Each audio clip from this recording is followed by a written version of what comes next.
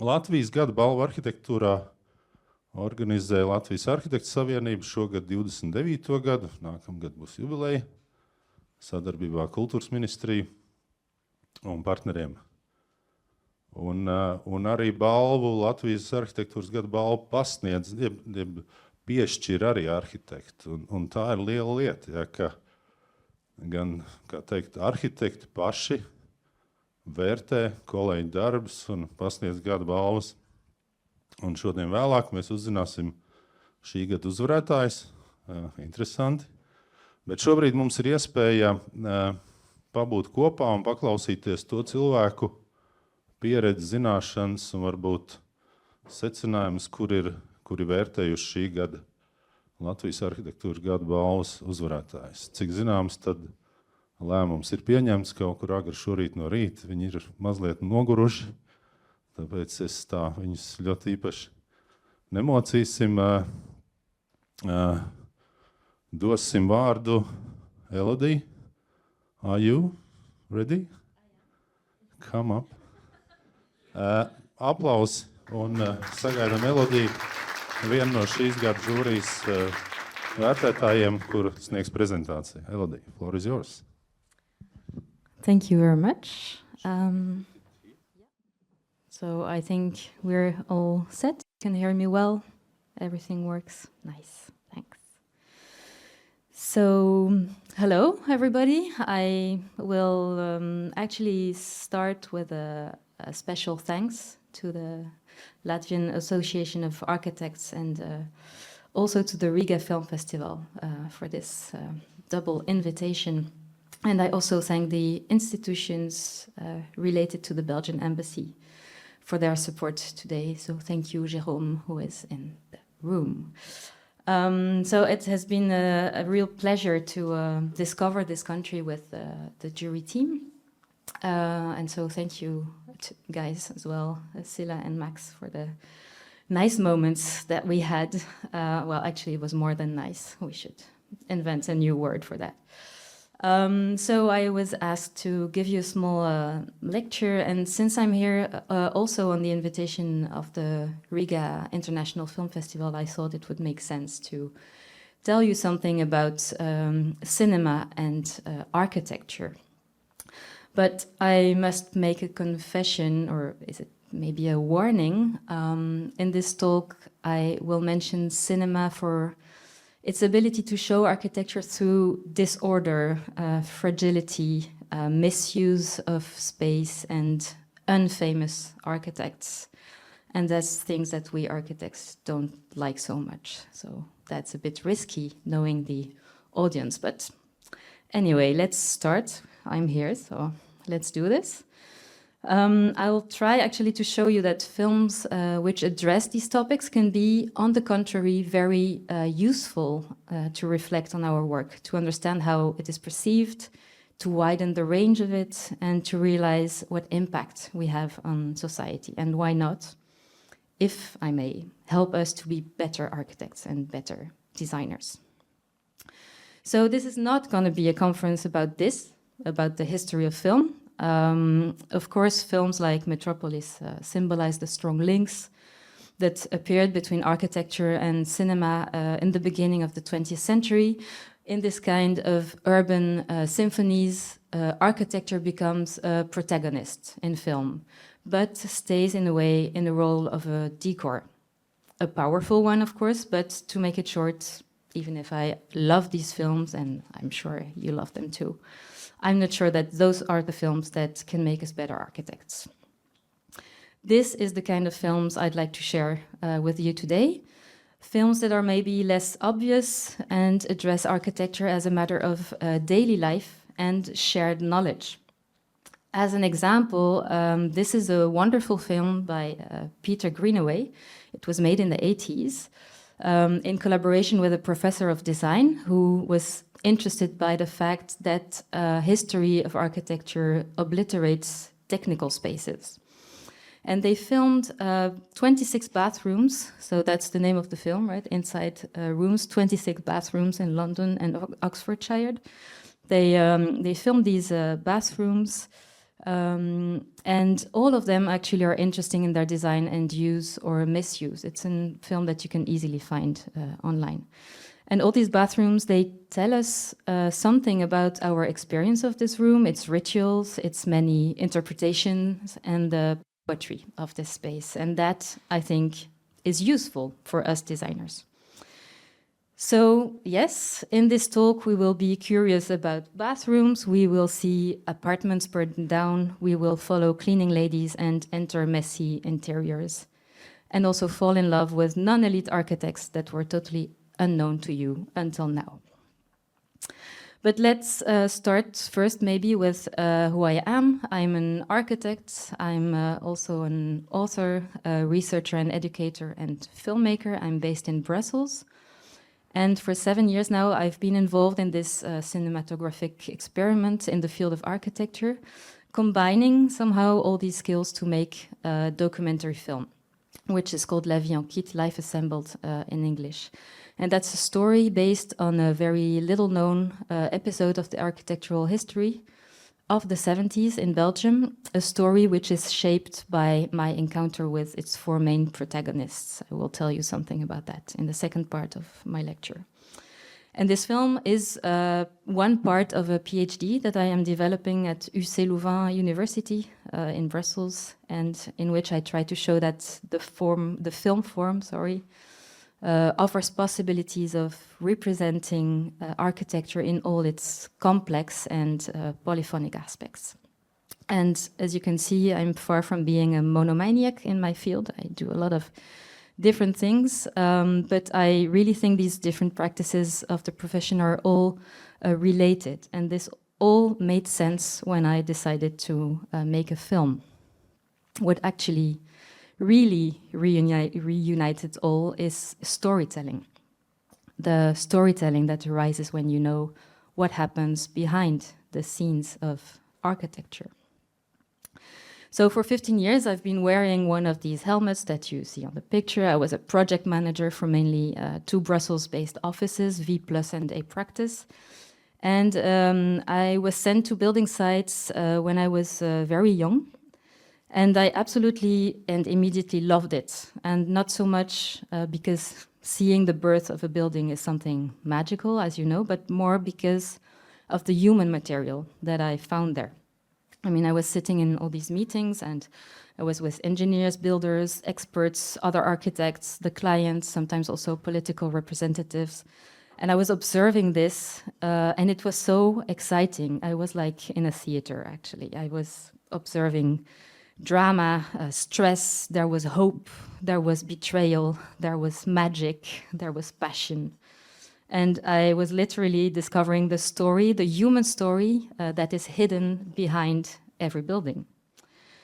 And there was also a whole story, of course, to be told after my work was done as life settled in the building. So this might seem quite obvious to you. I mean, you are architects, so that is something that you experienced probably many times.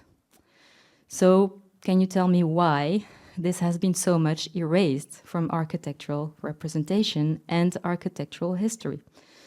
So during my studies, I listened to my history teachers, and it was a long list of this, like one building, one architect, important dates, and great names. Something that was quite confirmed by the magazines I would read, where I would find architecture in its perfection. I mean, clean, spectacular spaces designed by elegant people dressed in black, like me today. While later on the building sites, like I said, I was discovering something quite different. Architects were not acting alone. There were multiple stakeholders and users. Things were not easy at all. There was a lot of uncertainty and negotiation. Things were much more complex and, to me, much more interesting. There was a life and story before and around the building made of this human material. So let's take a look for a second at this timeline. It was created by Becca and Lemoine. These are 2 filmmakers that you might know and who try through their films to offer another type of architectural representation. So it's like the timeline of the life of a building from design to use. So you have the design phase on the left and the use phase on the right, so these two quite long periods. And what Beccail Lemoine show with this graph is that 99%, so it is actually this line, 99% of the representation of architecture concerns the shortest periods of a building's life, and that is the opening of the building. And by representation, they mean not only films, which is their field, but also magazine photographs, the history of architecture, the 3D images that we produce as architects, the writings of the critics, etc. And their proposal through their work is to fill that 90% gap by using film. Films, maybe better than books, are related to space, but they also carry emotions, and they can adopt various and simultaneous perspectives in one same story. And this is exactly what Melanie van der Hoorn tells us. She is an anthropologist interested in film and architecture, and I recommend this book to anyone who would be interested by this topic. So she analyzed loads of films about architecture, and she tells us that by combining moving image, text, and sound, film can suggest the real perception of a building or a place better than still images. But in addition, film can relay the stories behind architecture or urbanism, sometimes from surprising points of view or from a number of perspectives at the same time. So relaying these stories behind has become the core of Beccail Lemoine's work. They are, Ila Becca is an architect and Louise Lemoine has a background in art history. They work together.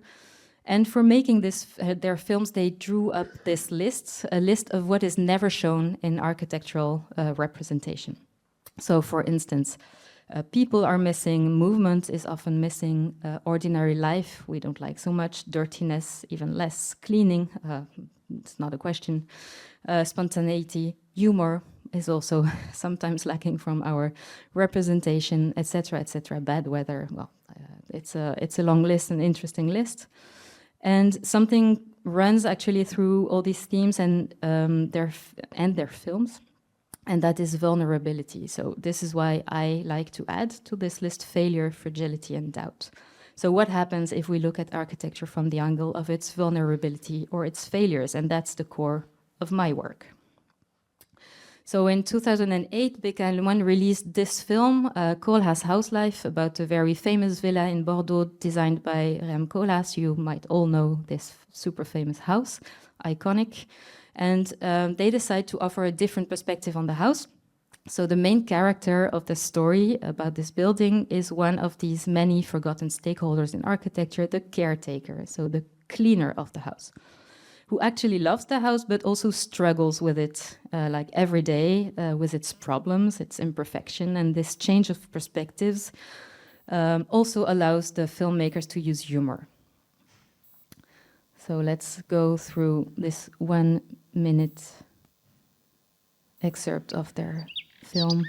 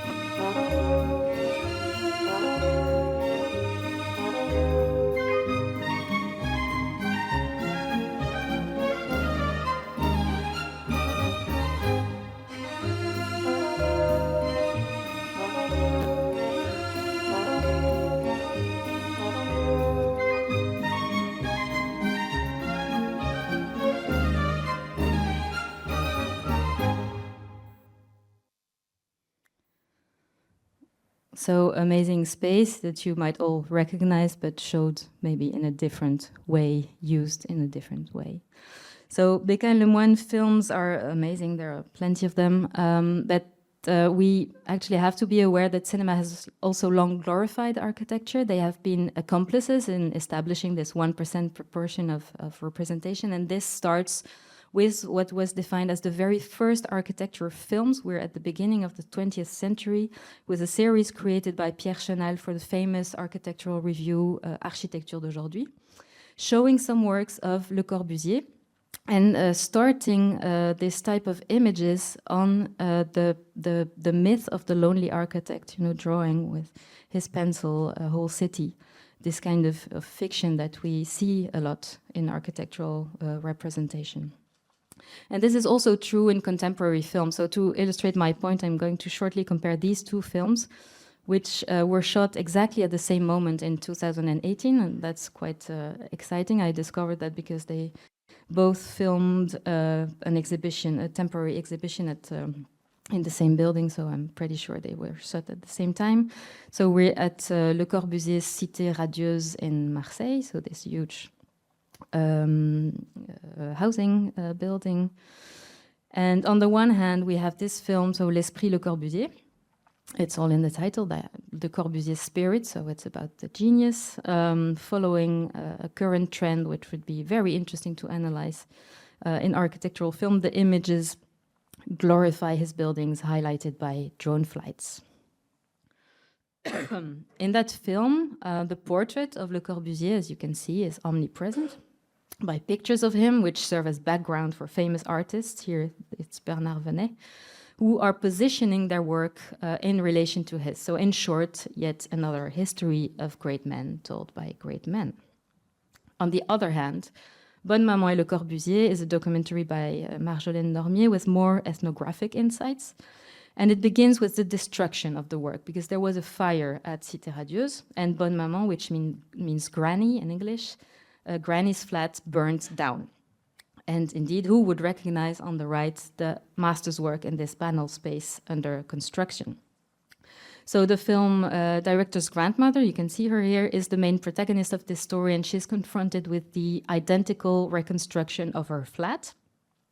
And this will, because it's a monument, of course, and this will embody a series of questions about this building being a monument and the way it is inhabited by very normal people. So this account will, of course, be very different from the one offered by the history books and films celebrating Le Corbusier. So also in cinema, it's a question of changing the way we look at it. So there are plenty other films about architecture that already work on these principles. You can watch them mainly in architecture film festivals. There is, for instance, this amazing film Happening in the Lift by Mark Isaacs, a film questioning the demolition of this less-known brutalist building, the Library of Birmingham, made by Andy Howlett, and also films which put into light the unwritten history of women in architecture, like this film about Lili Reich, done by some colleagues of mine in Valencia.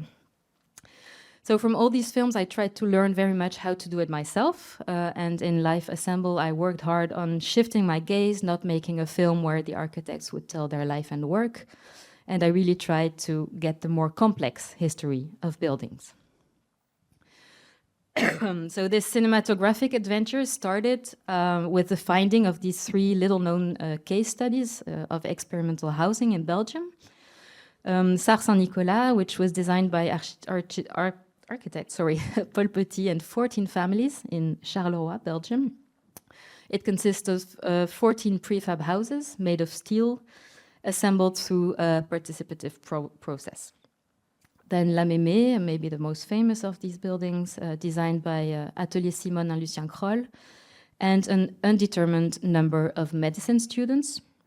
It was imagined like a big cupboard made of concrete and filled with light prefab components that the inhabitants, so the students, could install and remove by themselves. And finally, the Patz Englebert system, engineer Jean Englebert invented with two carpenters in the Ardennes this wooden mechano system, which would allow the inhabitant to draw or build the house by him or herself. All examples from the 70s that were echoing some of our contemporary challenges in housing, and therefore they triggered my interests. So I went on site, and after a few interviews, I really got the feeling that something special had happened in these projects between the inhabitants and the architects, and that the most interesting thing maybe about these buildings was that they were surrounded by so many personal stories. So let's watch the trailer so you have an overall idea of what it's about. On dit souvent que la maison, c'est l'image du bonheur. Alors, pour vous, le bonheur, qu'est-ce que c'est dans une maison? Mais c'est surtout d'être libre, de pouvoir être libre. C'est l'histoire d'une jeune architecte qui s'intéresse à 3 vieux utopistes. Vous aviez l'avenir devant vous? Oui, j'ignorais ce qu'il serait.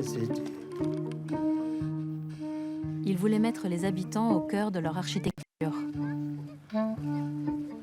C'est pas parce que quelqu'un est moins aisé financièrement qu'il ne peut pas espérer quelque chose de bien. C'est ça qu'on devrait faire, c'est rendre les gens heureux en leur faisant des environnements de vie convenables. Ils ont tout dessiné. Moi, j'étais tranquille. C'est ça la participation. Quand moi j'étais gosse, j'ai eu la chance d'avoir au Saint-Nicolas un jeu qui s'appelle Mécano. Je construisais. Donc j'ai fait un mécano en bois. C'était pas sur les permis de bâtir. Chut. Si tout ça existait, il fallait que j'aille voir. Et ça tient encore.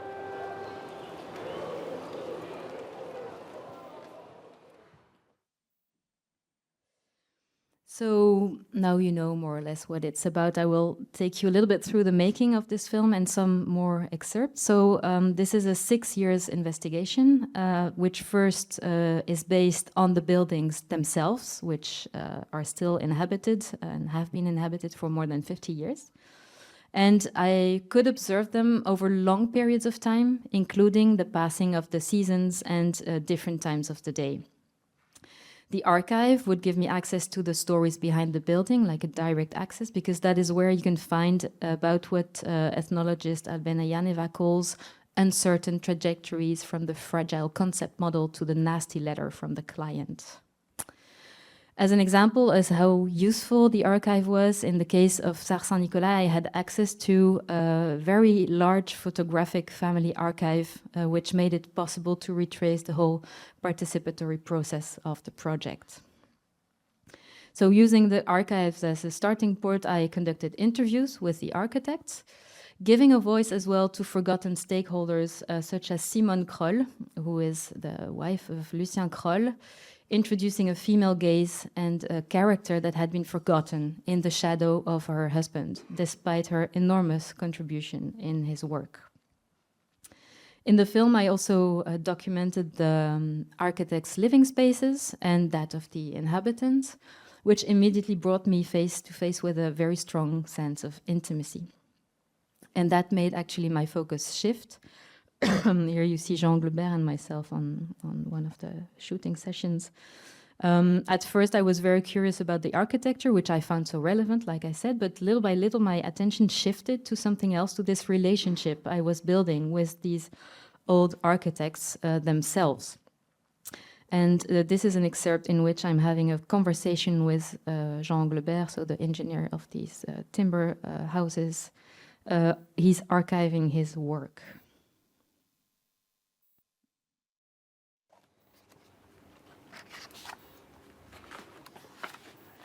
Vous pensez qu'il vous faudrait combien de temps pour tout placer et tout donner? J'en sais rien. J'en sais rien. Je le fais progressivement, un petit peu tous les jours. Mais Paul et Lucien, ils font comment eux? Ah oui, ils ne donnent pas leurs choses, ils n'ont pas donné leurs archives. Paul, il a donné une série d'archives à Sint Lucas,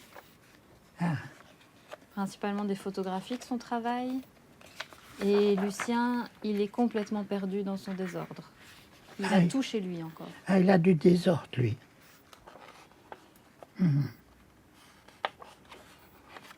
Monsieur Lebert, bonjour. Des caisses. Ah, évidemment. Vous allez bien? Oui, très bien, et toi? Bien sûr, oui. Je travaille pour toi, Ah, sous le contrôle de madame c'est bien, on cherche des bénévoles si jamais vous et voulez. de ses adjoints. D'accord. Tu vois. J'ai Lucien Kroll ici, Elodie et André Constant. Je ne me rappelais pas, parce qu'elle est partie, elle n'est plus là. Elodie. Je suis là, monsieur Anglebert. Ah, tu vois ici, le centre écuménique de Cheftogne, de Lucien Kroll et André Constant. Je connais pas. Tu ne connais pas? Mais non. Tu ne connais pas le centre de Cheftogne de Lucien Kroll? S'il savait, il serait fou furieux.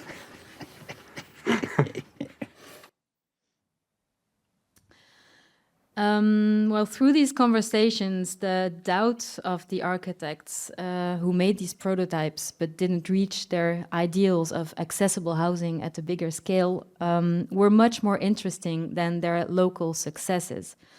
So let's listen now to Jean Anglebert again, who was a pioneer in timber construction in Belgium.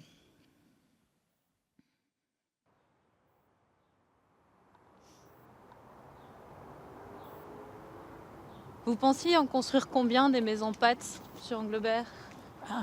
100 000. Beaucoup. Ah, ici, c'est la construction de l'atelier. Mais je ne vois pas Monsieur Patz. C'était l'usine où vous alliez fabriquer des maisons? Oui. Et on a construit ça en un jour. Tout le monde.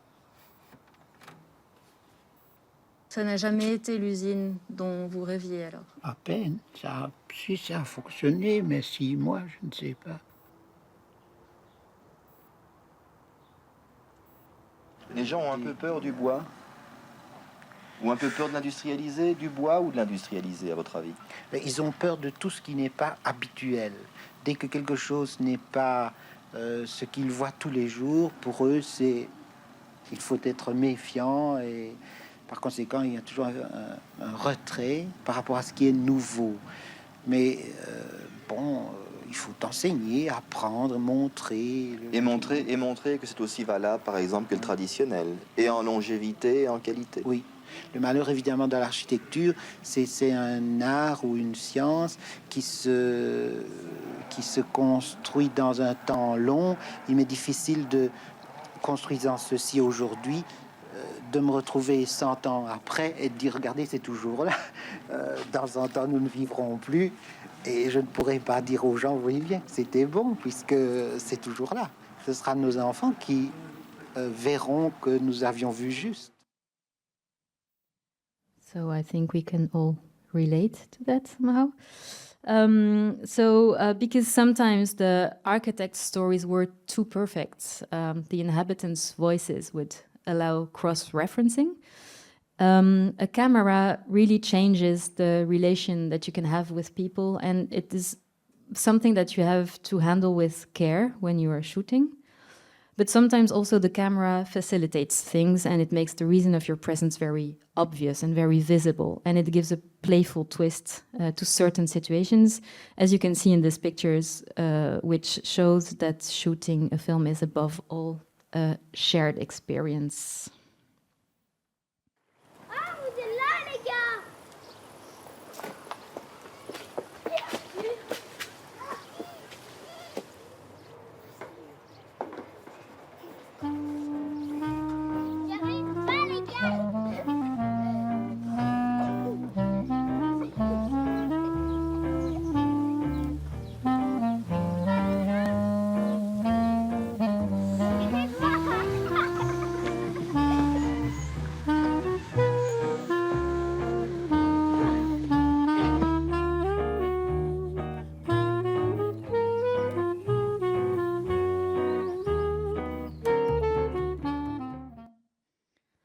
So for instance, was made possible by the relationship that we built up with the children and my team.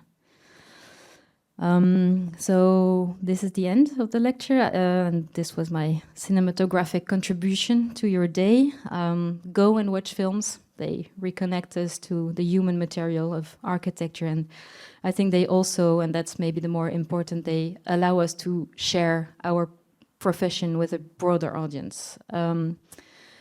So there will be a screening tomorrow at the National Library at 7. For those who would like to attend, I would be really happy to see you there. Thanks for listening, and maybe see you later and tomorrow. Thank you.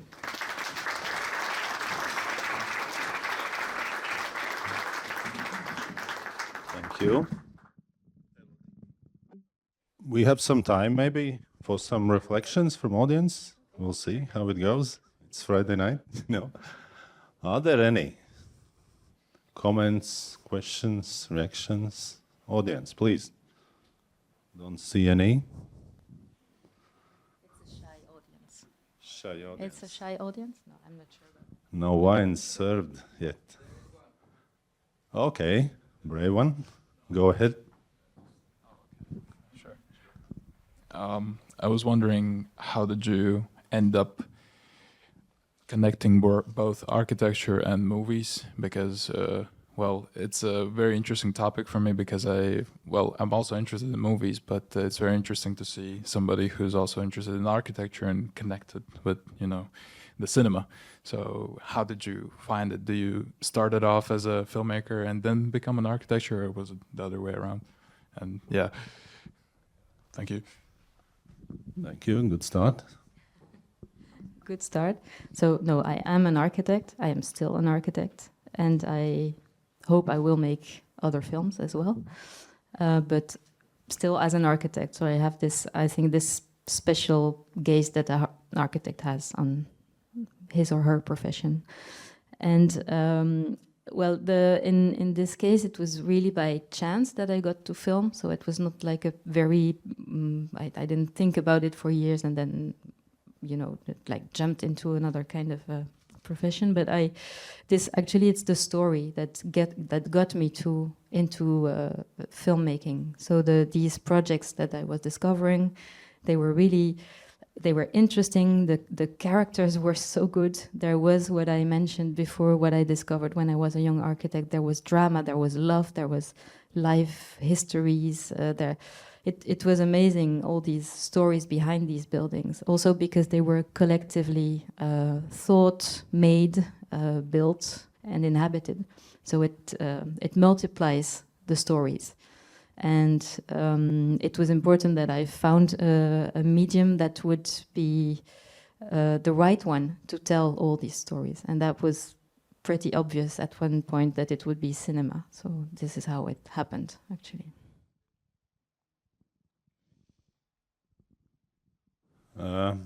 As we don't have any more questions, I will take the last chance, okay? What would be the story about Riga, Latvia, maybe? Well, that's actually quite funny, because this morning I woke up thinking, whoa, what a week. It was a crazy week. And actually, I thought it would be so interesting to make a film out of all this process, actually, of this. We are completely outsiders to your country, to your architectural community, and this was very special to us. So this actually could be like a very good story of 3 people discovering this country through all these visits and the adventures that we had during these 3 days, and then the process and the quality of what we saw. And it would be actually a very nice story. As a start, we could start with that. Thank you very much for sharing your stories, and looking forward for your new one with Riga. Okay, thank you.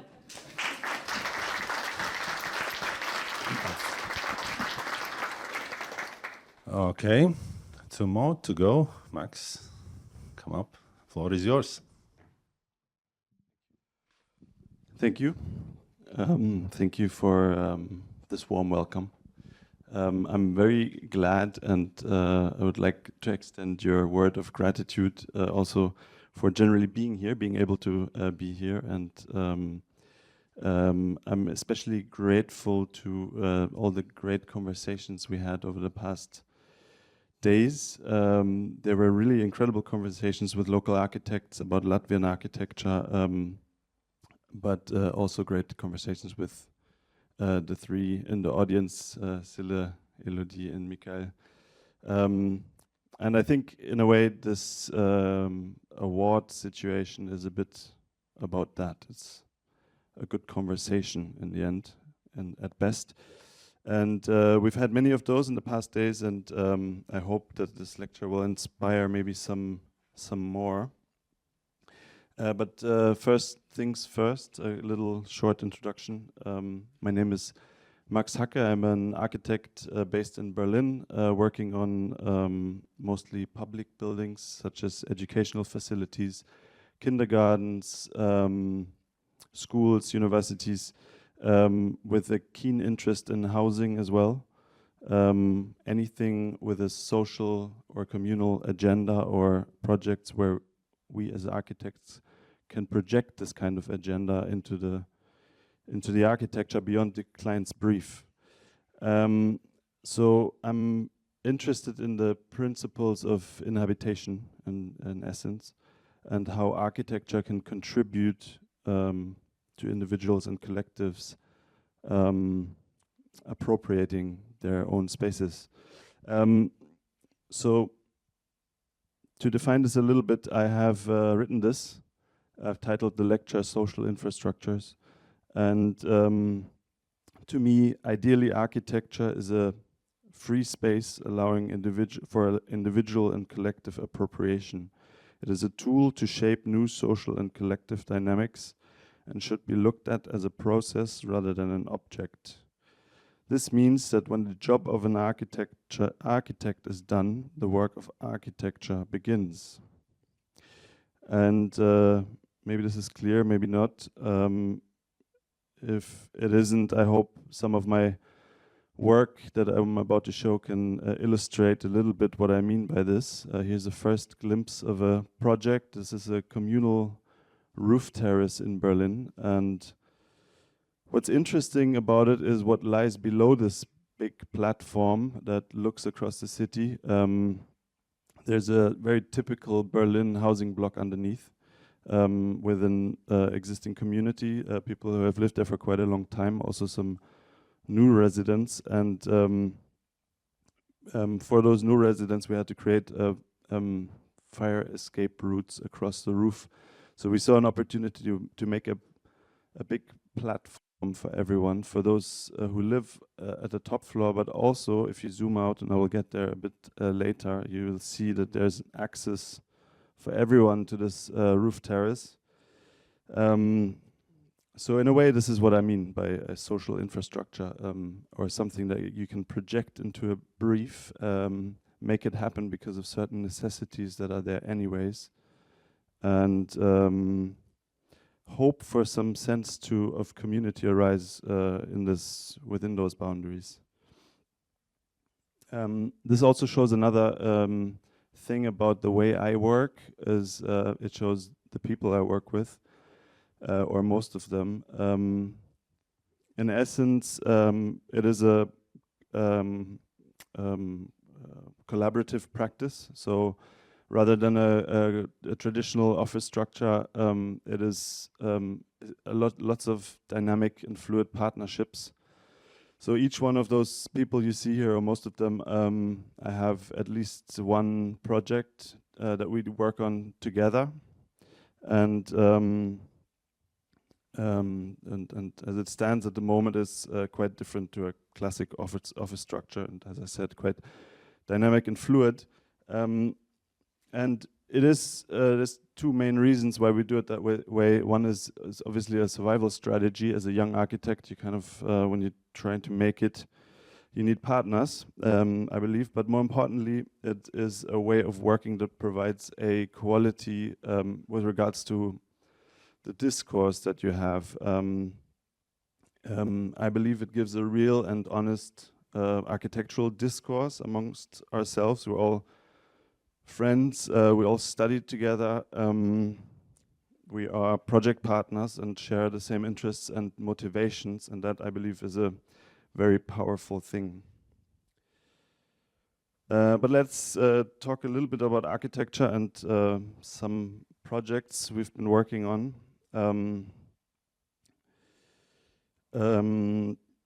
This is a project you might have heard of already. It is a learning facility on the campus of the Technical University in Braunschweig, which is right bang in the center of Germany. And it really is a social facility for the campus. It's we see it as a non-hierarchical democratic space for students to spend time and learn together, to study, to socialize, and to party. This is what the building looks like from the outside. It's a 2-story pavilion centrally located on the campus. It is very transparent, as you can see. It's very accessible, and the idea was to project the inner life to the outside and vice versa. So what happens in the streetscape, you experience it also when you're inside the building. So in essence, the idea was to create a strong connection between people on campus. This is what it looks like on the inside. The building is a large open space, many double heights, many stairs, many islands, many bridges. You can come here as a student, even as a neighbor, you can come here. It's open to everybody. It's completely accessible from all sides and free to use for anyone in any way they would like. So it's a house that belongs to the students, that they can adopt for their own needs. Yeah.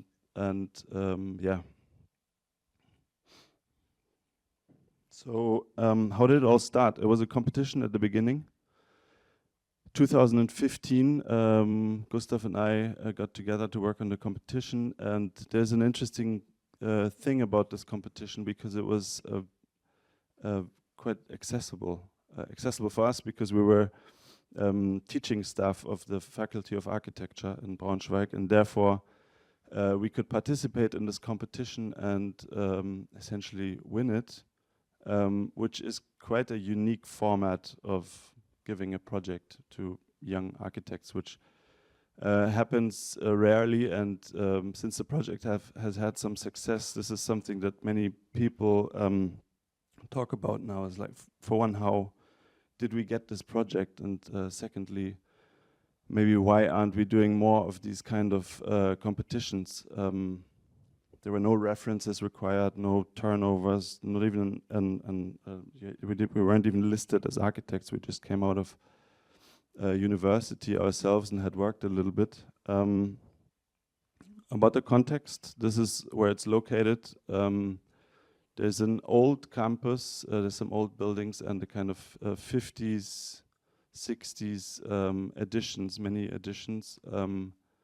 And you see there a lot of the kind of classical types of buildings on campus. There's a big lecture hall, there's a library, there's a tower of institutes, research facilities, etc. And so let me just continue. When we started with this competition, we were quite interested in another thing that was existing on campus, which we refer to as the student culture and informal learning activities that were happening across the campus. So there's a number, actually there's more on campus that you see on this map here, but there's many kind of informal rooms, spaces, offices that students manage themselves and kind of have their own their workplace essentially, but they're much more than that. That's where you have access to social life on campus. That's where you get access to parties. That's where you make friends. That's where you do everything, a lot more than just learning. But we believe that was a very important quality. And we would go as far as saying that this is very important, almost maybe more than 50% of your academic learning activity is everything that happens outside the lecture hall, outside your conversations or lecture with your tutor, but all the things that happen between students. And since that existed there already, we thought all that needs is really a new space. There's a higher demand for it, so we just need to make one big open space, kind of give it a new framework. And that was an image from our competition proposal. We there's some 3 very simple principles that this building relies upon. One is the big open space, just a one space concept for everybody, which we refer to as a democratic space. The kind of functional necessities are all in a core, but the rest is one big free space for everybody to inhabit in the way they wish. The second is a decentralized access, which means that the building doesn't have a front door or a front access. It is accessed from every side, from every level, many times. So the idea was that you just don't give it a hierarchy. You can there's a second level with islands and bridges and stairs connecting everything, and the way it's organized and used is completely up to the students. Sorry, I forgot the last one. There's a covered outdoor space, meaning around the building there's, if in seasonal change, there's additional workplace under the roof around the building. We refer to this building as the living room of the campus. I believe that is really what it is today. It is heavily used. People walk past it, go into it from every side. Even some of the neighbors use it to play cards. It is, in that way, really for everyone. During competition stays, those were our references: Cedric Price, the Fun Palace, and Jonas Friedman, La Ville Spatiale, both examples that you might know, examples of a mobile architecture, one that is hugely flexible and changes physically and tectonically on a daily basis according to the user's needs. And this inspired us to develop this idea of a superstructure, basically a grid of columns based on 3 by 3 meters across the space with a second level. And that is very permeable. That is essentially like a permeable horizontal learning landscape. But it can also change, maybe not on a daily or weekly basis, but if the requirements in campus would ever change, the building could adapt and be densified, for example, or could be entirely dismantled, moved to another location and rebuilt in another form potentially even, or for another function. This is a bit hard to see, I think, for you guys. But with all this in mind, our question was, how can we keep it as simple as possible in construction terms? So we decided to make the entire building out of one steel profile, a 10 by 10 centimeter hollow steel profile section that makes up all the columns and beams, and inserted is the second level timber platforms. The whole structural principle relies on the stairs also. They not only provide circulation, but also stiffen the entire structure. They hold everything in place, essentially. And when you start adding these simple elements, you can create platforms, islands that you can connect with bridges. And beyond being the structural principle, this is also the technical infrastructure, meaning that all the electric cables run in the columns and beams for lighting, but also for plugs. So you have your every column has you can plug your laptop into the column essentially. That makes the space very flexible, very easily to change the furniture, and by repeating all those elements, you get a very dense pattern of spaces, of spatial experiences, double heights, again, bridges, stairs, a lot of overlay, and a very complex spatial framework. The building is designed as a kit of parts.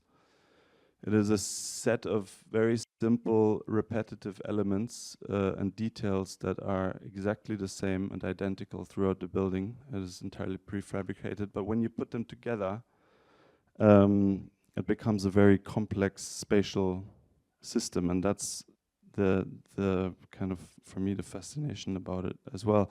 Here's some footage from construction site.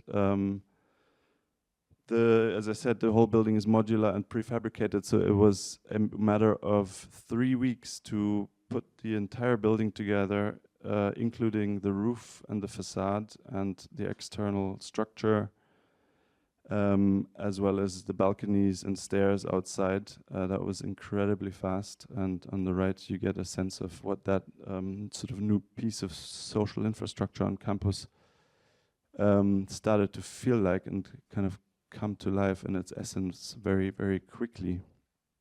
Again, you can probably hardly see this section, but it's a lightweight structure. It's a kind of low-level glass pavilion that is uses, for example, natural ventilation to its benefits. The entire building is naturally ventilated. It is because we have this additional space around the building, has this solar shading, and trees that you probably can't see here, but the entire building is surrounded by trees, meaning that in summer, when the sun is standing high, there's absolutely no sun rays hitting the facade. And when in winter, when the sun is low and there's no leaves on the trees, there is the solar heat gain that you might want. And in addition to that, the building is heated with district heat, which provides a lot of renewable energy in Braunschweig, and it has a geothermal heat pump for cooling down in summer. Here the building was finished just before its opening, incredibly naked structure, completely empty. You see this beautiful X-ray vision through the building just before it opened the doors. Here we're standing on top of basically in the central seminar space, on top of the core. There's many of these spaces, double height spaces, that should inspire all kinds of uses, really. From as I said, it's completely open how this building is used up to the students, but you can imagine things being built here, installations being made, things that go beyond the classical learning, but that also happens there. There's obviously lots of this activity happening here. This is an image from the very beginning. It was very interesting to see. Now it has been almost 2 years open. It was very interesting to see how the use changed over 2 years. At the beginning, everybody kind of acted like in a library. Wasn't very sure about how to use the space. By now, I think students have understood that this is a building that is really their building, and they can use it however they feel like. There is some footage from last summer, last year, where you can see that it's very well used. Every day of the week the building is in use. Every spot is taken during semester times, especially the outdoor space is heavily used. It gives the students what they need, essentially. A view into the covered outdoor space, which kind of works in sort of as this mid-door space between inside and outside, and very well used in summer, and even between the years you get a covered outdoor space in an incredible green space. And here, at the end of the day, this is what the building looks like. This is a day in fall, sort of in the evening when it's when the building really comes to light and shows itself in its transparency.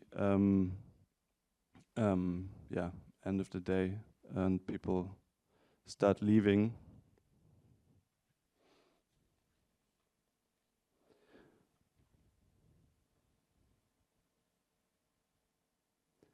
But what really happens there is that every time we come there, and we do go there a lot, is everything's changed in terms of the arrangement.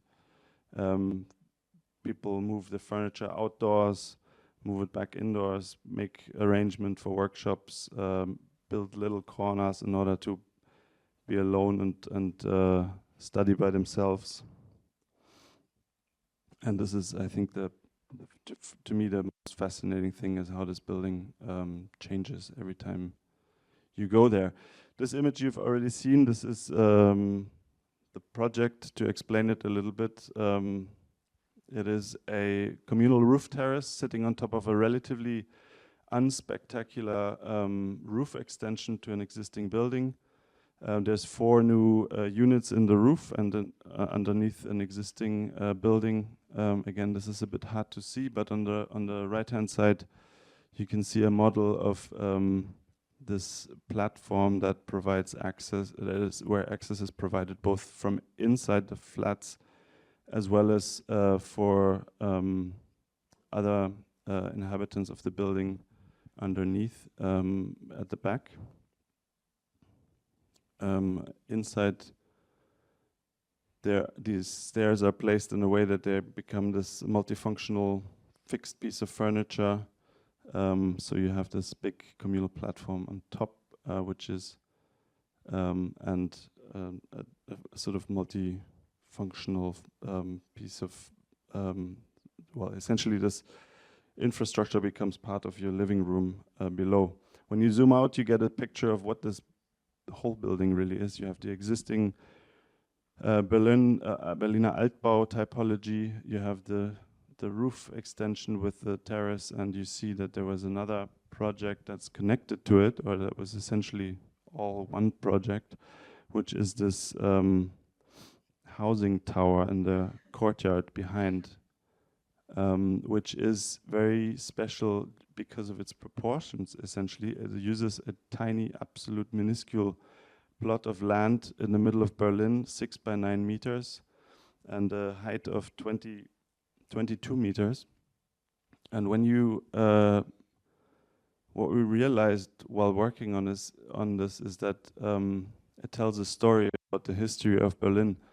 Berlin, as you might know it, is we have these big city blocks that form a very rigid urban block, and during the war they have been obviously completely destroyed but rebuilt after, but only at the perimeter of the block have they been rebuilt. Internally, there's a kind of very fragmented landscape of leftover pieces of land, and this is the story that this plot of land also tells. There is a part of the building that had been bombed during the war, and we figured out this is a plot of land that has the potential to provide new housing for the city.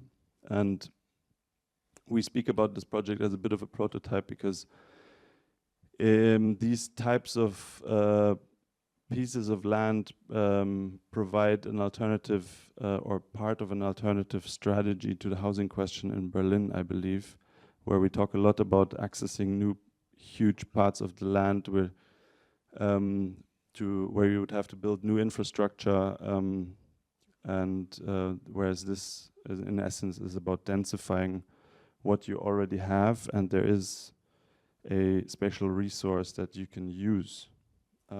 That's what the building looks like, and those are the principles that is based on tiny site, 7-story building accessed via a single staircase, and the tower next to it.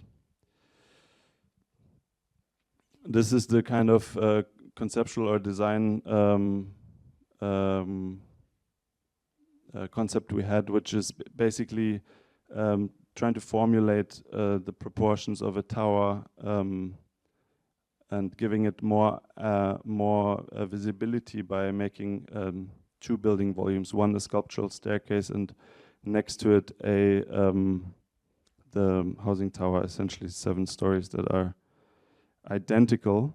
This is the entrance situation, and when you design on such a small plot of land, not only are you fighting for every square centimeter of this plot and trying to make it useful to the people living in there, but also the question arises: how can you provide relatively high quality living spaces on such a small space? And on the left you see this axonometric, which is essentially the same flat across 7 stories with a niche for sleeping, a kitchen, and all the facilities you might need in your flat. And that's what it looks on the inside.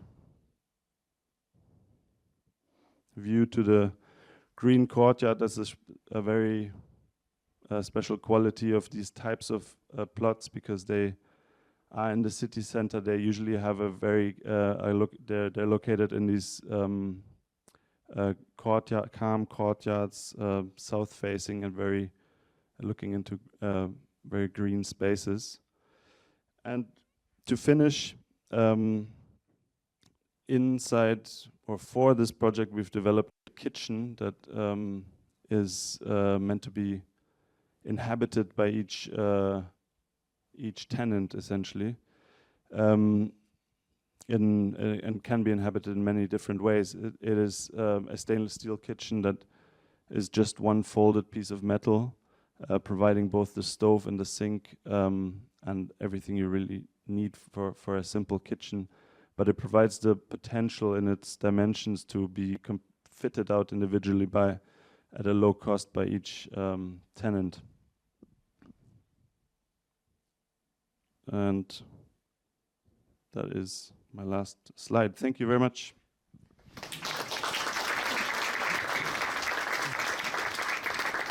Thank you, Martin. Thank you. We'll give a chance to audience for more comments, reactions. Sure. Yeah, hi. Thank you for a nice presentation. It was very interesting, and I really like this campus project, and I'm a fan of your decision to make it open to the public, to the students, and to decide how they actually will use it. It's very, very nice decision. And I was wondering if you have seen for these 2 years that they use some in creative way that you didn't even imagine that they will use it such a way. So maybe you have some story to share here. Yeah, thank you.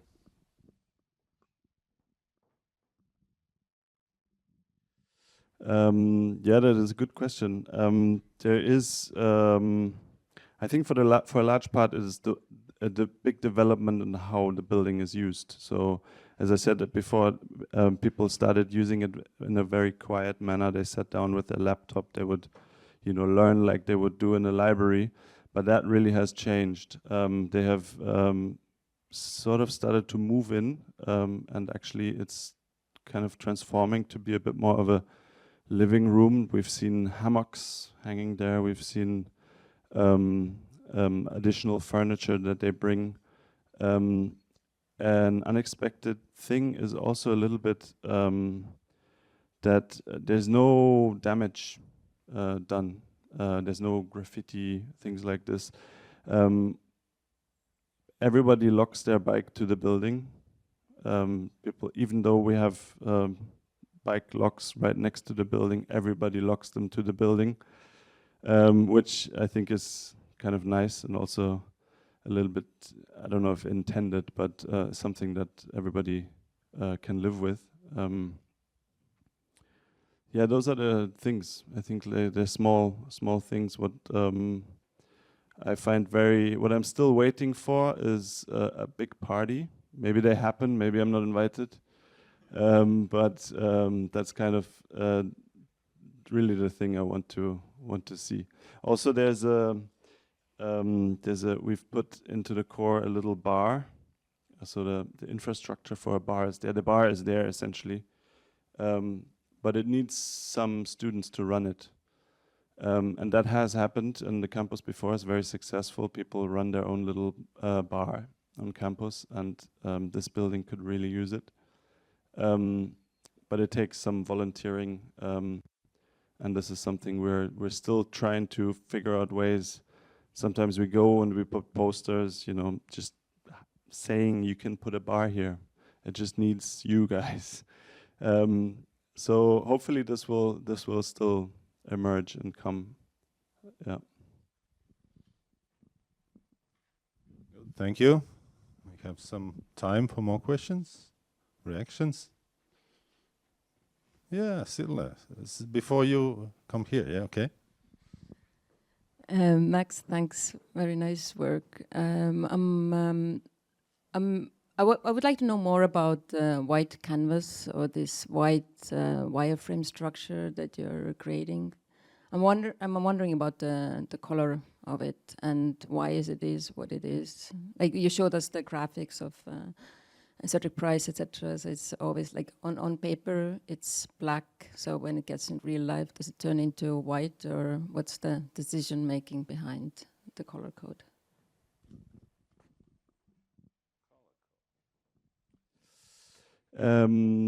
Actually, it's not white; it's gray. No, but this was a question we had. We had many discussions about this because it was white in competition stage. It was sort of like the principle that you have this visible, you know, repeating framework around you that is, I don't know, provides your kind of like space for orientation, or like this kind of superstructure overall grid that you can always refer back to. The other thing is that you wanna, by making it white, I think you're making other things visible, like the life inside. But again, it's not white because we wanted it to be a bit more calm in a way. And I mean, we never considered any other color of some sort. Somehow in our mind, it was always white. Yeah. I don't know if that was a good answer, but let's answer as it is. Okay. Thank you. A question for me, the same. What would be or what will be your story from Riga, Latvia, as you have come here first time? What will you bring back home? What will you tell your colleagues? What would be your story from here? The question isn't about bringing this project to Riga? Okay. It's a blur. I think it was a really wild ride, I would say. We all arrived here in the darkness of the night to a hotel, and the next morning we were kind of picked up and taken for a 3-day ride around around Latvia. Sometimes we got out of the car and looking at a project, and only in the conversation I figured out that we're back in Riga, and I thought we were like somewhere at the Baltic Sea or somewhere like completely else. It was like quite disorientating, but saying all this, it was incredibly enriching. It was really, really amazing to see so much good work, have all these conversations with an amazing group of people. I think it's, yeah, I mean, it just speaks to the kind of this initiative of, I don't know, bringing people abroad from here, having some sort of exchange. And it was one of the most enriching experiences I've had in a while. So, thank you for coming. Thank you for sharing your your views and your projects. Thank you. Enjoy the rest of the evening. Okay. And last but surely not least, but maybe the closest from three ones here this evening, Sille, floor is yours. Thank you. So first of all, Baldias. Thank you for having me here. I'm very happy about it. And also Baldias to the team, the lovely team we had. So I'm really glad to see something that I haven't seen before. I haven't been, even though as I said I'm the closest, I still haven't been part of those cities, those landscapes, those self-working, non-engineered or without any kind of machinery ferries, for example. Love those. So I think it's been quite of a ride, and I'm glad that we had all those conversations. You know, I don't know if any of you have been working in an academy. You always have these reviews, and then in the reviews you would say something, and then there's like, that's it, you know, maybe some reflection, maybe none. But here it was a battlefield. So you're like fighting for a project, and then there would be counter-arguments. So I really I think my brain was working in 120% of like, first of all, consuming the architecture, the emotions, and then also finding the arguments of why it is good that what I've seen. And I think it's quite amazing work. So I love to see this young emerging talent, and also this rather established feeling for renovation. And I think these are like super interesting dialogues. But as I'm here, I thought about discussing infrastructure. We have heard about the social infrastructure already, but my interest is more about not that much designing infrastructure, but architecting it. And it's very an architect thing to do, to think up words like architecting infrastructure. So forgive me that, but what it means is, I think it's much more than designing, is actually proposing systems that are above the design agenda. It's creating new systems or ways of working with infrastructure. And I'm also calling this building systems or building systems, but I'm not referring to the conference that was just happening last week in Tallinn, the EKR conference, but I'm actually would like to discuss the systems that I've been developing in academia as well as in my private practice, which discuss this idea of infrastructure, the new territory for architects that I believe. But in the other side is also evolution of building structures and material logics, which could become a new construction systems. So in a way, building systems, how the new territory for architects could be opened up, as well as building systems, construction systems that can actually be applied. So I would be looking at my work, or sort of preserving my work in 5 different scales, starting from pylon scale down to the small facade approach. But before digging deep into projects, I would like to set the context, and there's no surprises for you, but there might be some. I think you don't see it here, but Estonia has its a very huge digital appearance, especially in public services. We are in worldwide, we have a digital government index on a 7th place, as well as in Europe, one of the leading ones. This is also, it's all about like setting up the context now, like why I'm doing what I'm doing. So there's digital services that are very high level. Then again, if we discuss worldwide, innovation and automation in construction industry is rather low.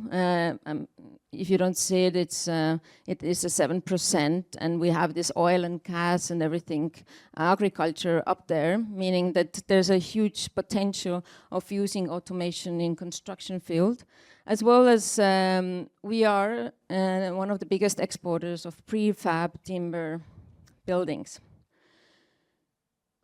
Yes, you know that in Europe, the annual global CO2 emissions, and I'm sorry, I guess you see it in every presentation nowadays, Europe has the percentage of what architects can do with their work, with their profession, on 39%. Estonia has a dirty secret, it's 51, and it's due to the fact that we still partially use coal mining, but of course we're working to better this energy consumption.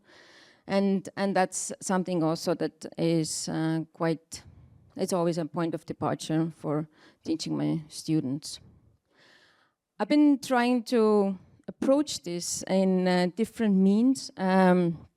There's one of the, I've been trying to give more potential to material to be the partner in a design process, or sometimes even a point of departure. So this is one design proposal we made for Tartu that was out of timber shingles. This is the constructed version of this, out of bricks. We had a pylon competition 2017 out of glulam that was constructed out of steel. There's been even interior structures that we have proposed for jungles, for these growing urban jungles, from timber turning into steel again. So I have to admit that it was a PhD moment, like figuring out how can I actually implement timber construction in a meaningful way, that it doesn't look like just yellow washing, you know, when you turn things in the renderings into yellow, so it would, and you turn it into timber, so it would make sense, so it would be better CO2 footprint, but actually we can still consider every other material. No, I think the material can give so much more than just being the color of this. And with this dissertation, I looked at this methodological development of how we can look at this human scale modularity of timber, that it works in all the different scales that this material allows, but also is something, this new digital agenda that we have, like the algorithmic tools that are available, how this could be our new way of going back into timber construction after the pause at Soviet times in a manner that is actually meaningful, that is not just a translation of concrete precast panel buildings into timber precast panel buildings. So, like, basically just using it as a color. So this work of today is in between those two worlds. One is my office, part architects, practice for research, practice for architecture research and theory, and the other one is we started 2 years ago, Timber Architecture Research Center at the Estonian Academy of Arts, which now has been also a way how to construct more innovatively with timber. So I'm back here. Let's go for a ride in 5 steps.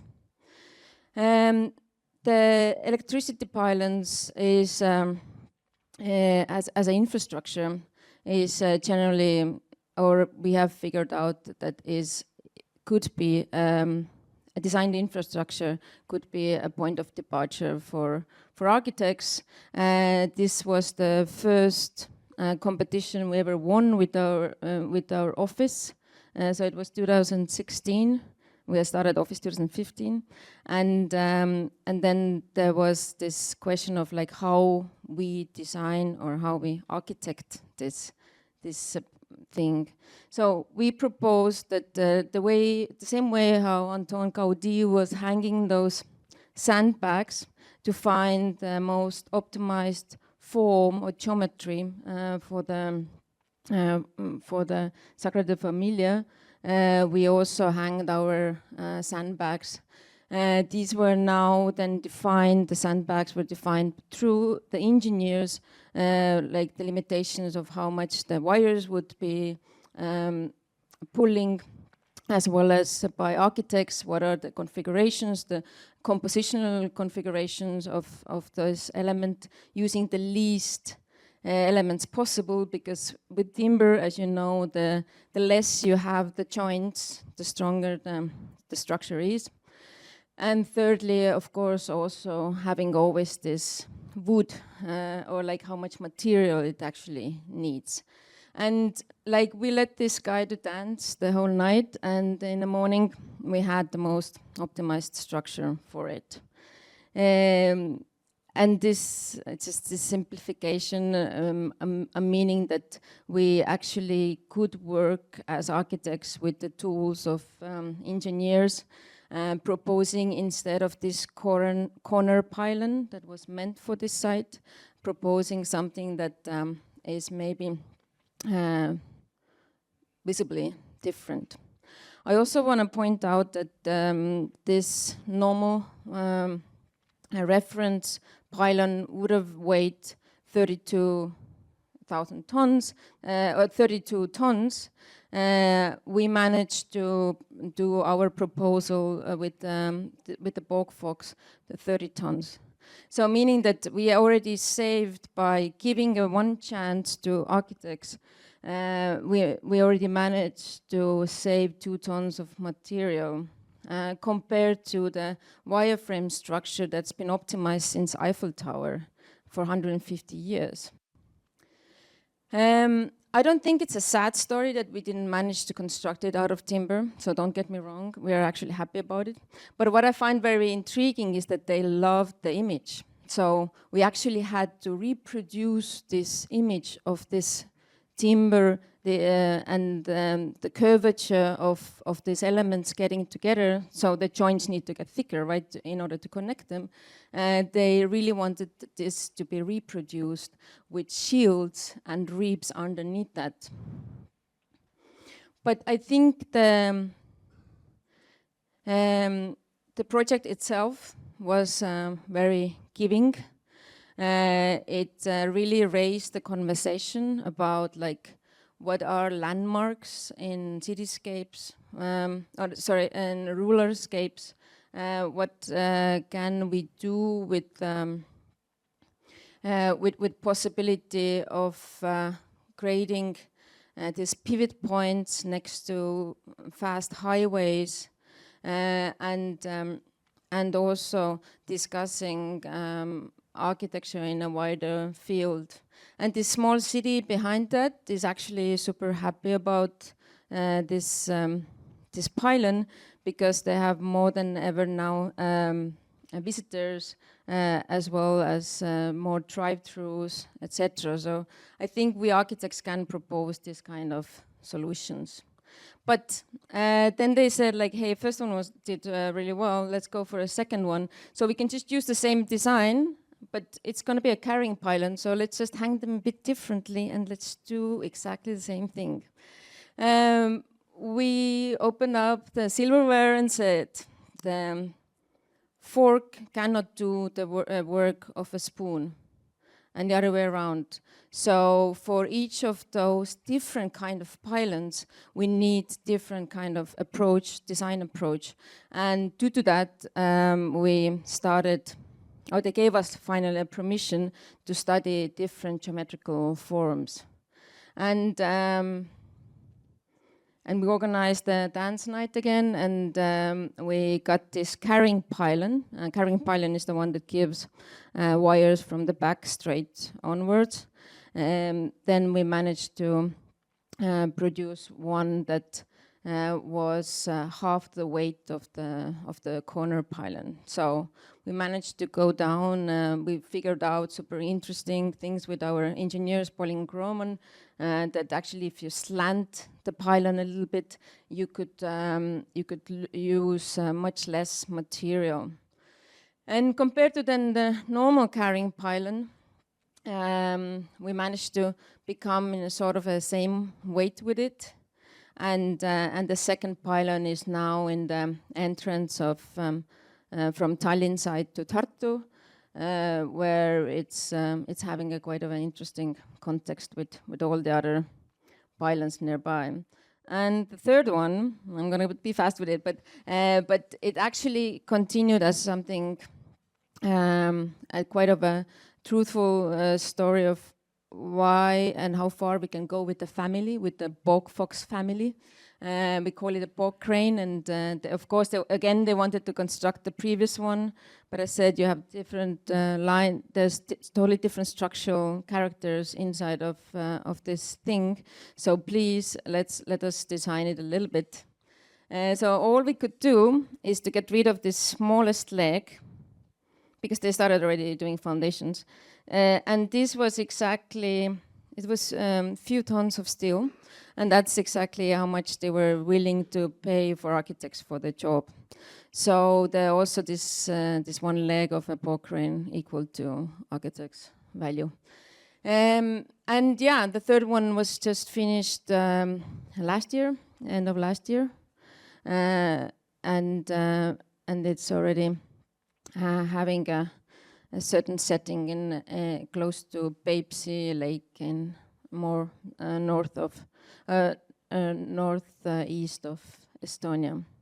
So this is the current family. The head of Elering changed, so they're not going to be a fourth one. But for us, it's already a good design study that this integrated design process can give us so much more than actually a normal a napkin sketch could. And of course, the aspirations are the fact that it's minimal, it has to be distinctive, and also the certain component of artistic approach.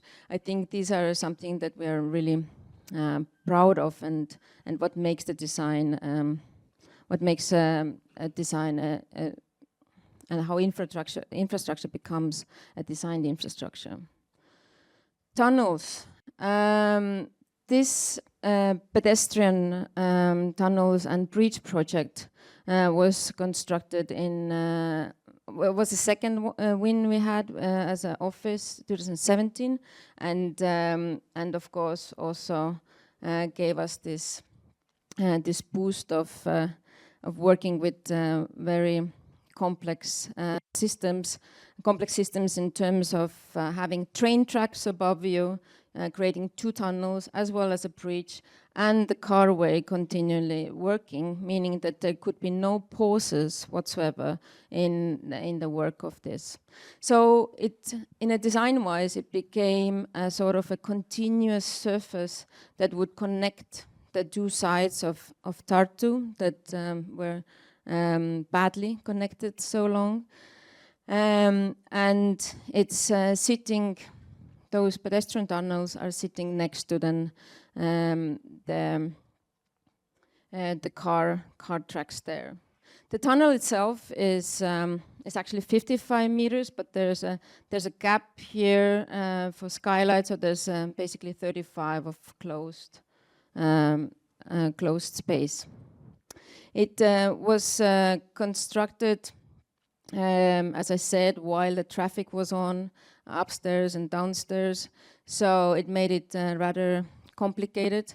But in a way, it's still at the moment or currently really functions as a connector in all the different levels for the bikers and for the pedestrians in a very dense urban environment. The creature itself consists of 100,000 bricks out of 4 colors. one could say that we were just interior decorators there, because we could have just had this, and then we wanted that. But I do argue that architecture is in there as well. It's not just choosing colors. It's about creating a formal gesture, a connective geometry that allows or wants you to continue. As I said, I wanted to have it out of timber first, and then they said like, no, timber would get gray right away. So we did a UV exposure diagrams and simulations and saying like, hey, the places where it will turn gray, we can make it gray already. So you don't actually have to worry about it. The fact is that those bricks are actually then organized in a way as we had a logic of timber, meaning that outside it's a bit more gray, where you can still see the concrete, sort of poured concrete work, and then towards inside of the tunnel, it gets warmer and warmer. That means there's more brown tiles in there. It's funnily enough, we were also part of the Mies competition. We got into this first. It's one of the rare times where infrastructure gets into a Mies shortlist. But even cooler thing was that we got into a Trasher magazine. Have you read that? I think that's what they are. I mean, I think this is so inspiring to see how this can be a totally new playground. I would even call it a social infrastructure. Just in a way, how all the festival skaters festivals are now organized, or like the Estonian ones at least, but the international ones as well, are organized there in Tartu. Of course, the city itself is not too happy about it, but we are really glad. And there's also a lot of car selling going on in those tunnels.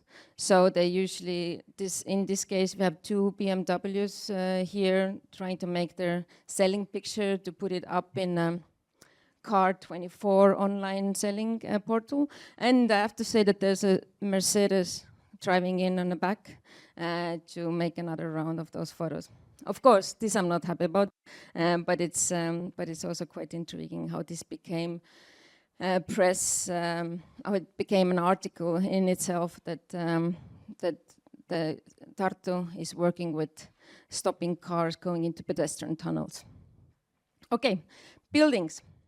A long project of from the office. One point we also brought it into academia to find a building system that could be used as a social housing system. So 100 years ago, from 1890s till 1920s approximately, Tallinn was the capital of timber. We had more than 85% of all the buildings built out of timber. Then we had Soviet times, and now where it was restricted, or you were not allowed to construct out of timber, as we all know. So 100 years later, we're asking what would be the new Lender building. So Lender was the engineer who came up with the scheme, as well as that is affordable and that's easily compilable by the owners of those buildings. And I'm claiming that this is not just a building type, but it's a typology that is very flexible. Here you can see several of them in different locations of Tallinn, and there's still a lot of them left. So we were also looking for adaptive building system of that kind.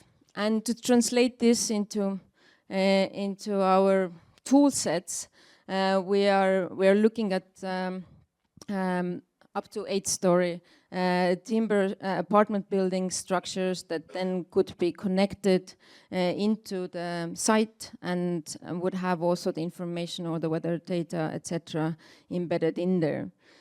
But the building system is also proposing the central core that is out of timber, and it's doable. We haven't built it yet, but so it should be doable.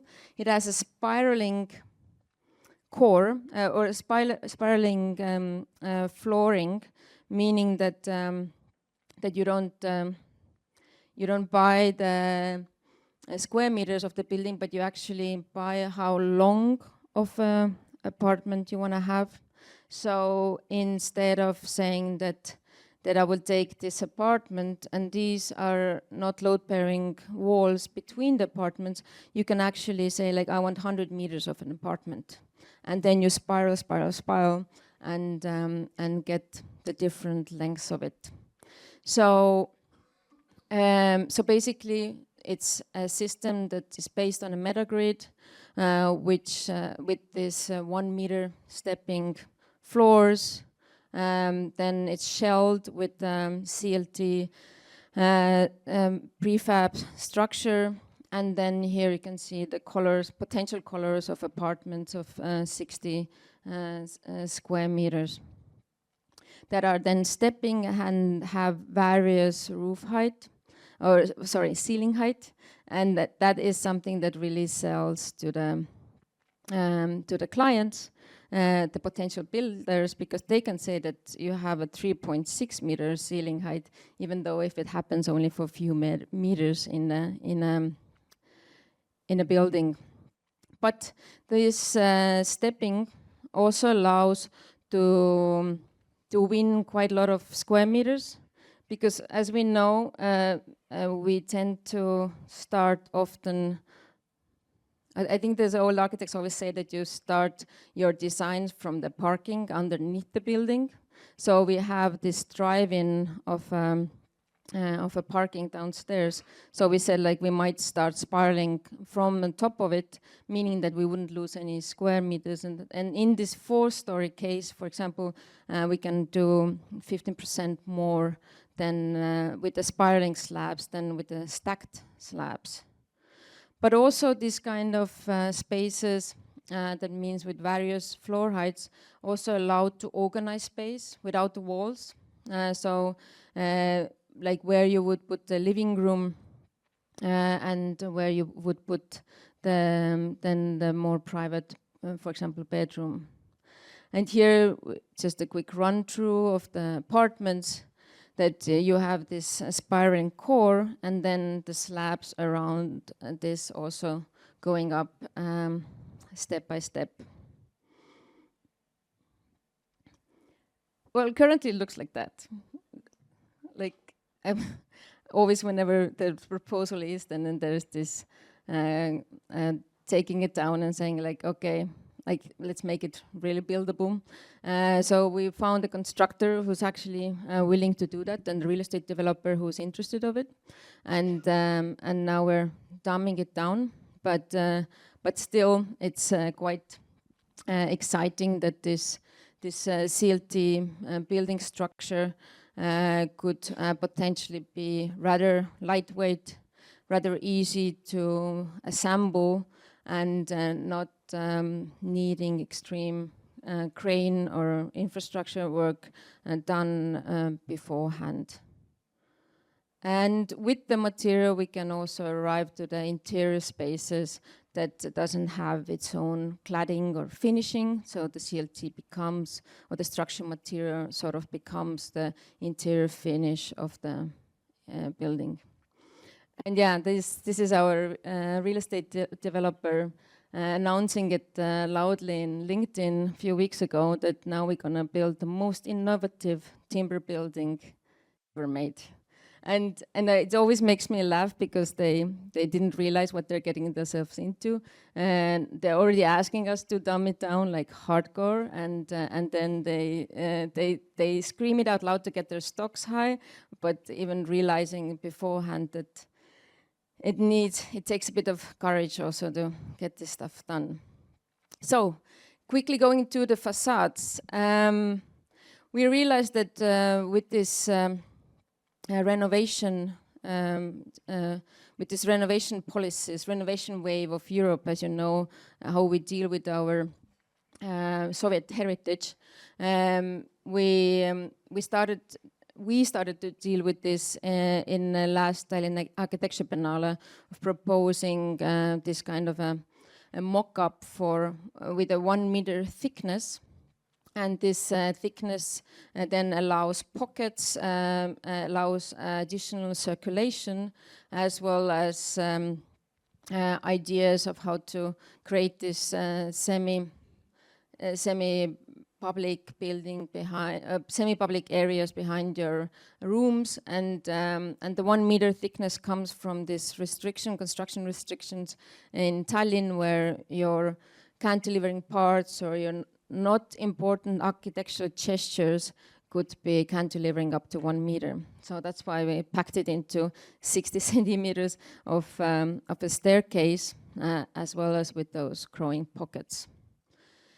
So, so we have, sorry, some numbers are missing. We have 14,000 of Soviet housing blocks that needs to be renovated by 2050. And we have managed to renovate 1,600 so far.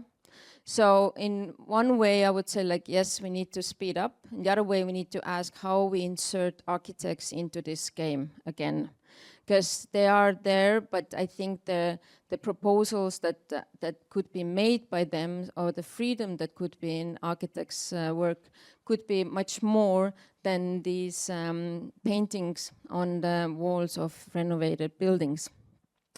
Thus, of course, we all know of proposals by Lacatan Vassal in Bordeaux, where we discuss 3.8 meters of extensions, or in this case in Paris, 2.8. So what can we do with those Soviet housing blocks, which were prefab, precasted, and rather modular as we know them? So could we see those, in this case, 5 different panels, consisting of 5 different panels on the facade? Could we also insulate them, as well as create additional volumes on them according to the same logic? And a few things that we have proposed with our study. So we have a research project, a research grant for 2 years with this. So when we renovate, let's get rid of the panels underneath the windows. And when creating this insulation layer, hide in there also the structural system from where actually the balconies can cantilever. And these balconies, of course, could be French balconies. They could be just a one balcony, and could be energy production surfaces, or it could be also closed, unheated balcony, which can go up to 9 additional square meters for an apartment. Here you see the work of our engineers, Pauline Groman, where the proposal for the underlying structure is, as well as using vertical panels instead of horizontal insulation panels. From there, they proposed that the best of the length of the cantilever part is up to 1.2 meters. So that is actually quite enough to get things done. We cannot take down the legs in most of the cases in Estonia, because the land surrounding the panel building doesn't belong to the apartment owners. Thus, this, of course, we could do that wherever possible, but mostly that's why we're discussing cantilevering. And this folding then on a facade could be whatever. And I think here there's the real potential for architect lies, like what could be the second skin of this building. It could be something like that we have proposed, bringing timber into this conversation, that rather monotone, homogeneous, concrete fields of apartment buildings might get this different accent by timber cladding. So everything that's new has also a new gesture. And then we're working on creating those tools to use parametric sets connected to our digital twin of Estonia and implementing them into a architect's workflow. So those parametric tools can allow an architect that has some kind of a information about the surrounding buildings, the context, also where are the piping underneath, etc., mixed with the structural limitations of what can be done on the building, as well with the wanting of the apartment owner. So as you might know, each of these apartments are owned by different people. So it's not really easy to arrive into idea that everyone wants a balcony or nobody wants a balcony, meaning that maybe this is also a way how to get rid of this homogeneousness and actually customize each of the apartment accordingly their owners. So again, I'm not saying that I would like to design all the panel buildings of Estonian. No, I'm saying that I would like to build up a system for architects, those out of those red boxes, these volumes of where they can build their design on, and through that start throwing architecture competitions where the proposals are given by the apartment owners, and then architects can find designs for the facade as well as for the small scale small scale gestures or buildings in between the apartments. Yeah, so for example, if that could be the point of departure for architect in a competition, this is our one possible design for this. And this is now like varying of if we go around the corner, do we have energy production surfaces there? How long are those apartment balconies? Can we arrive to huge, in this case, 7.8 square meters of balcony? And of course, the closed balconies is something that I see also a huge potential for. And now with our students in EKA, in Estonian Academy of Arts, we're creating our own tool sets and playing it through. So here, for example, we made this kind of architecture competition of our students. Like, here are the tools. What would you propose? So this is one proposed for Mustamäe region in Tallinn, or this as something also having different spatial qualities attached to it. This is a proposal how we take away the non-functioning heart, as there's no elevators up to 5-story apartment buildings, and put the functional new artificial heart in there with all the connectivity that's needed, but also all the programs that are missing. And yeah, possibly propose or better the life quality of people in those panel buildings. And that is something that we're currently looking at or working on, how to find a demonstrator, a test panel building, where we can apply all of those SML apartments or apartment extensions, as well as an overall scheme with new cores and with new entrance scenarios, as well as new rooftops. Our engineers calculated that most of the buildings can't carry a full usage of a ceiling of a rooftop, as you, like Max was proposing in Berlin. Then we can only use half of it. I call them sometimes card houses, so they could collapse every second. So in that terms, it's good to reinforce them from sides, but also to take partially them in use, and instead of putting all the panels, the energy production panels on top, maybe we can take them down on the facade as well. And these have been also some of the proposals for this kind of approach.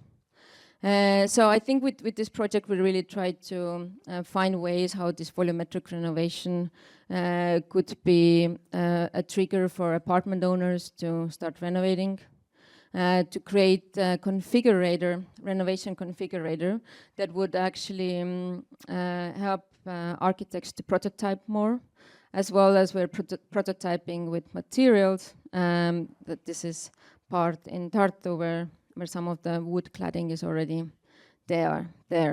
And last but not least, the smallest of this, CLT residues. And I saw a lot of CLT buildings in Latvia, so I think it's good to know that we architects should not design this kind of cutouts for the CLT boards.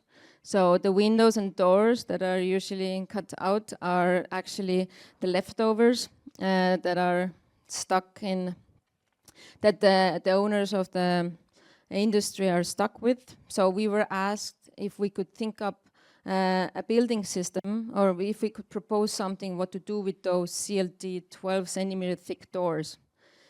So we looked at this, like how big is the problem in general. It turns out that in like mid-Europe, the CLT offcuts could be up to 20% of all the building material, or all the material produced in the factories. But there's in Estonian case, we took some of the studies of a sports hall and the new gymnasium, and the offcuts were between 6 and 7%. But still, it's quite a lot. So we started trying to figure out the ways how this new timber Lego block, what it could be and how it could grow out of this store into something that allows also continuing and construction in different directions. So basically varying the elements in lengthwise, we still had them with their own fixed endings. So this could be, for example, one layout of a bus stop consisting of around 20-30 elements. And the connection detail that was very important for us was that it wouldn't be male or female joinery, but it would actually have a connector, in this case a plywood seam or plywood element that would then either continue the surfaces or also allow them to turn the direction. And of course there were screws used to detach it and move it to other place. And this 37 elements laid out looked something like this. And the explosion diagram of this would be showing that that in contemporary world, I don't think that the length of the element is that important, that it doesn't have to be repetitional, but the logic of it should be. And this kit of parts was brought into our gallery of Hacke, and we assembled this with 2 friends within 1 day. And what I like about the prototype is the fact that it has those qualities. You can read or you can tell the story of like this being an old door. It's not that old, so it's being a door element or this being a window element. So there's a certain level of readability. There's this nice qualities of the material itself that I think, again, like all of you are using it also in having a CLT as an interior finish. But I also love that the building system allowed the openings. It allowed certain horizontal elements like roof and seating area, but as well as all the walls and folding. And then, of course, in order to get it out, we were looking for the easiest way, and the yakisugi technique is the easiest how to get timber outside and make it in a feasible, financially feasible. And the interior of this bus stop was then treated with wax. And I think this is that's something that we also wrote our research article on.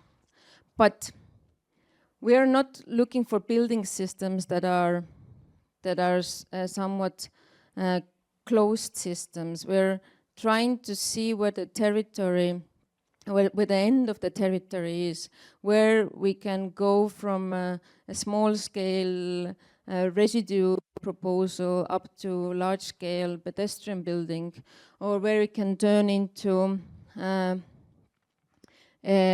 tunnels or infrastructure of its own. So I think the way how we build those systems, how we try to find ways how to introduce them in several scales, from infrastructure to installations.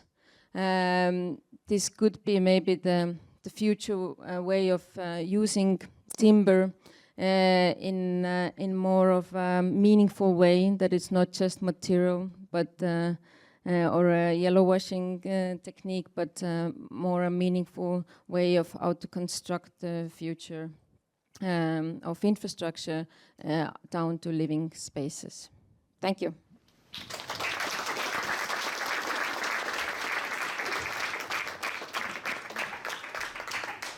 Thank you. No, we are on time. No more time for questions.